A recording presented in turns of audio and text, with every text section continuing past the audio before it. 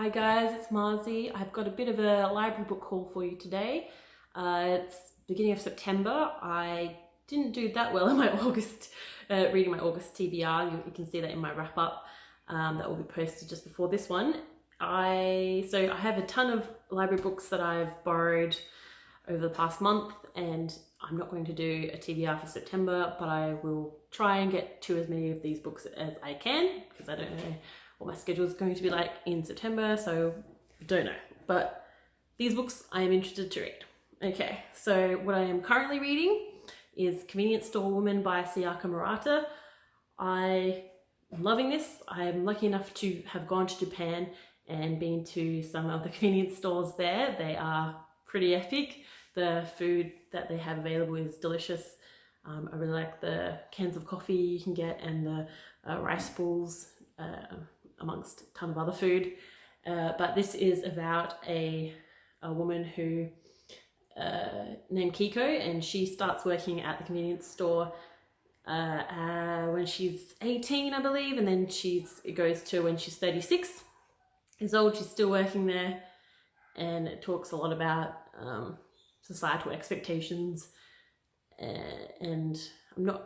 societal expectations, and why hasn't she made like a more ambitious career, or why hasn't she married, sort of thing. So she has a lot of people asking her that, and it's just interesting. Her way of thinking and perceiving the world is perhaps different from a lot of other people, how a lot of other people see it, and I'm really enjoying this. And this cover is fabulous, and I want sushi with those little soy sauce fish. So that's the first one. The next one is The Binding by, what's her name? Bridget Collins. I only looked at this one because of BookTube. Is it a fantasy? I'm not really sure, because I'm not really into fantasy. Is it fantasy? I don't even know. Yeah, kind of. It's about a binder's apprentice, and he binds beautiful books, and he can has powers, so he can bind memories or secrets into books. So that sounds pretty intriguing. I like books about books, so we'll see if that's good, if I even get to it. I don't know, we'll see. So interested. And then next one is a murder mystery, yeah. The Hunting Party by Lucy Foley. And a whole bunch of people and friends get together at a Scottish hunting lodge for New Year's, and then there's a murder amongst friends. I'm guessing they have to figure out who did it, who done it. So that's I'm really in a mystery mood at the moment, so I'll probably there's a few here. I'll probably get into them first before anything else. Next one is a few right-thinking men by Solari Gentile. This is the first in a series, number 1 in the series for the Roland Sinclair Mysteries. Roland Sinclair is an artist and a gentleman. In Australia's 1930s, the Sinclair name is respectable and influential, yet the youngest son, Roland, has a talent for scandal. So I think he becomes... so he's quite privileged, but he gets to investigate mysteries, I think. So I am excited to start reading that. Love the artwork on the cover. Very excited to have a little bit of mystery and historical fiction. If anyone's read the Franny Fisher mysteries by Kerry Greenwood, they are phenomenal, and that's 1920s Australia, and she does an impeccable job of detailing the time in history. And the 1930s Australia, very different time, Great Depression, but still from a position of privilege. So that will be really interesting to read and get into. So this is The Silence by Susan Alcott. Susan Alcott. It goes from 1997 to 1967. And the next door neighbours of the Greens. The woman of the house, Mandy, she disappears in 1967, and it goes to 1997, and some people, I'm guessing the their neighbors are looked at as perhaps the perpetrator of the missing woman.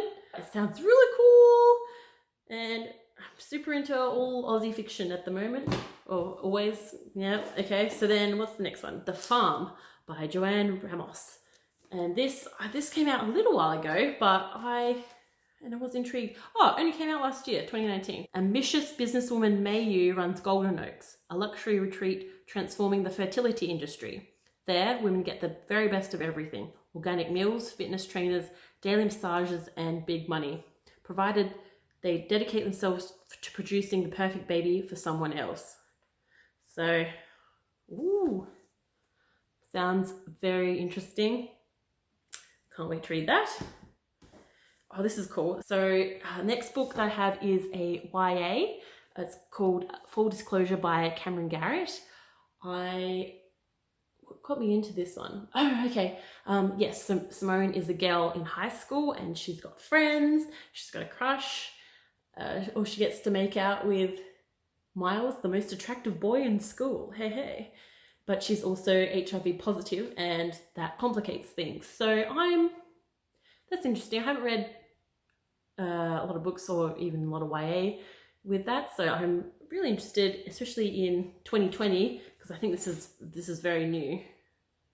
2019, so that will be really interesting to read. And I think I saw someone on Bookstagram. That's how I found out about it. It was a stack of books, and I was like, oh, those colors look interesting. And then, oh, that sounds really cool too. So I borrowed that from the library. Another YA is The Surprising Power of a Good Dumpling by Wei Chim, excuse me.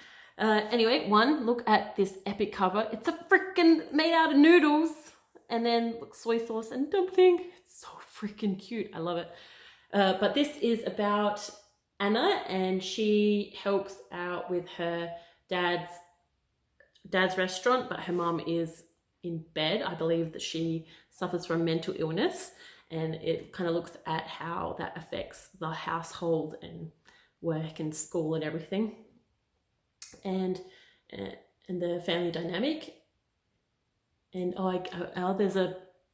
so Anna's dealing with a lot of things, and she doesn't feel like a normal teenager. None of us do.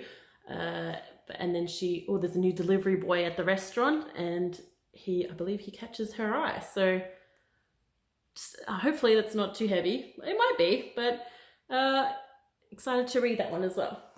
And then, change in pace again. Middle Game by Sean Maguire. Don't want this light on that one. Very cool cover. This is fantasy as well, I think. I'm not sure, but I think I've seen a lot of people on BookTube read it and highly rate it, so it does sound interesting. I think it's about a brother and a sister, and they are schooled in the alchemical arts, and Roger and Dodger, that's just cool. And we'll just see how, and are they gods? Something like that. Twins that may be in training to be gods. I have no idea. I'm going to read it and I'll find out. So there's that one. So the next book is The Silent Patient by Alex Michaelides. And this is a mystery that I've heard a lot of good things about. Into the mystery mood. So it's about a forensic psychotherapist who thinks he can treat Alicia, who's shot her husband 5 times and then has stopped talking. So, and it's a thriller. So excited to read that. Excited to read everything. Yeah, you got it. Excited. So that's that one. Nearly there, guys. Getting there. So then we have Beauty by Louise Mensch. This is it's old. It's not that old. It's 2014. But I remember I read this in 2014 when it came out, and I just have a hankering to read it again. It just sounds cool. So there's a woman. It's just kind of a contemporary read. There's a woman called Dinah. I'll call her Dinah. And she kind of works her way from nothing and to create this this beauty business. And it's interesting. I think she gets involved with some gangsters or the mob or something, or the mafia, to get her start. I can't quite remember, but I just feel like reading it again, and because she's very motivated and she has lots of really cool ideas and set in New York, which I like. So read that one. And then we have Kristen Hanna's The Great Alone. I think she wrote The Nightingale as well, but I have not read that, even though that's a big one on BookTube as well. This is set in Alaska in 1974, and it's about a family who, do they move there? Yeah, well, they start a life there, so they must move from somewhere to Alaska, and it's about the family and I believe the father is a Vietnam veteran, yes, scarred by the war, but the family when they join this community, because it is Alaska, it's a lot more isolated, and the territory is more rugged, so I think they learn a lot about the land and themselves while they're at it. So super fun there. Well, I don't know if it's gonna be fun, but yeah, it's gonna be fun. I'm excited. And then the last physical book that I have is Shell. Oh, another shiny cover. Shell. Ooh, there we go. By Christina Olson. Excuse me. Shell by Christina Olson. This came out 2 years ago, 2018. I wanted to buy it at the time, but I didn't. And it is it's set in the 60s. Oh, it's not set in the 60s, is it? It's set earlier than that. Oh no, I lie. 1965, Danish architect Jorn Utzon, that's wrong, striking vision for the Sydney Opera House transforms the skyline and unleashes a storm of controversy. The shadow of the Vietnam War and a deadly lottery threaten to tear the country apart. So, yes, so it is about the construction of the Sydney Opera House and controversy to do with that. I'm excited to read a bit more about that and the history surrounding it in Australia during that time.